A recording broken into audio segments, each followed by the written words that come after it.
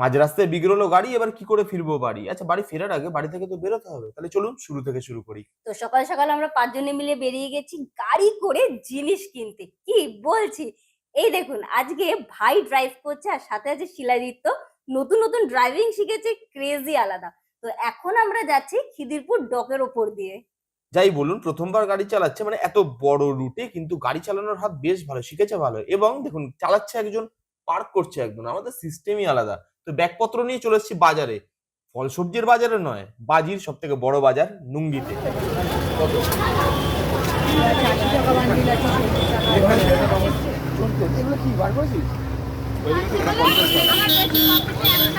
মানে 60 টাকা, সরি 60 টাকা। 60 টাকা পেয়ার। মানে 10 পিস 20 হবে। এই জিনিসটা পেয়ে একজন ভারী খুশি হবে, কে? মা। তো মার জন্য নিয়ে নিলাম এখানে সাববাজি, পপা, আর এইটা হচ্ছে নতুন এসছে এই বছর বিড়িবাজি, বিড়ি। কিন্তু একে দেখুন। আচ্ছা, তার মানে ঠিক আছে। হ্যাঁ, দে তুই।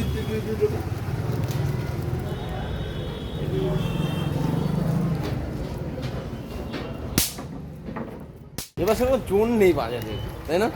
হ্যাঁ, ভিড়ও কম আছে। এটা কত দাম?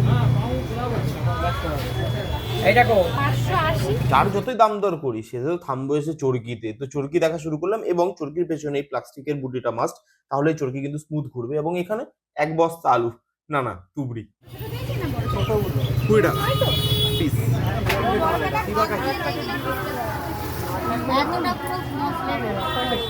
এই চরকিগুলো বেশ ভালো, দু সাইড দিয়ে জ্বলবে, এক সাইড জ্বলতে জ্বলতে উল্টে গিয়ে আরেক সাইড জ্বলবে।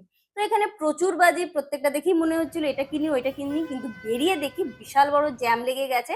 আমাদেরও কিছু কেনা বাকি, তাই কিনে নিচ্ছিলাম লাস্ট মোমেন্টে। টুবিটা বেশ ভালো না? আর এদের মধ্যে আমি আমার পছন্দের সেল পেয়ে গেছি।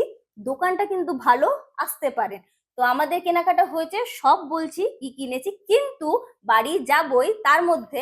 এত তাড়াতাড়ি আর বাড়ি কোথায় যাবো, হয়ে গেছে একটা ছোট্ট বিপত্তি। গাড়ি দিয়ে একটু হালকা পোড়া গন্ধ বেরোচ্ছিল, তিনজন বিজ্ঞ বেরোলাম। আলটিমেটলি কিচ্ছু বুঝতে পারলাম না। তো ডিসাইড করলাম এখানে কিছুক্ষণের জন্য দাঁড়িয়ে যাবো এবং বোঝার চেষ্টা করবো কি হয়েছে, আগে যাবো না। বুঝবো কি, ওইদিকে মামা বললো দাঁড়িয়ে পড়তে, তাই এরা দাঁড়িয়ে পড়লো। আমি বেশ এখানে মজাতে আছি, আমি এখানে বসে স্টিয়ারিং চালাচ্ছি, সেলফি তুলছি।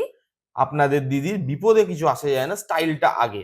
তো এখানে আমরা তিনজন মিলে দাঁড়িয়ে দাঁড়িয়ে ডিসাইড করলাম এটাকে একটা মেকানিকের কাছে নিয়ে যেতেই হবে, রিস্ক নিতে পারছিলাম না। আলটিমেটলি একটা মেকানিকের কাছে নিয়ে গেলাম। দাদা বলল আস্তে আস্তে চালাতে চালাতে বাড়ি চলে যান, কোনো ভয় নেই। তাই আমরা আইটিসি দেখতে দেখতে চললাম বাড়ি। টাটা।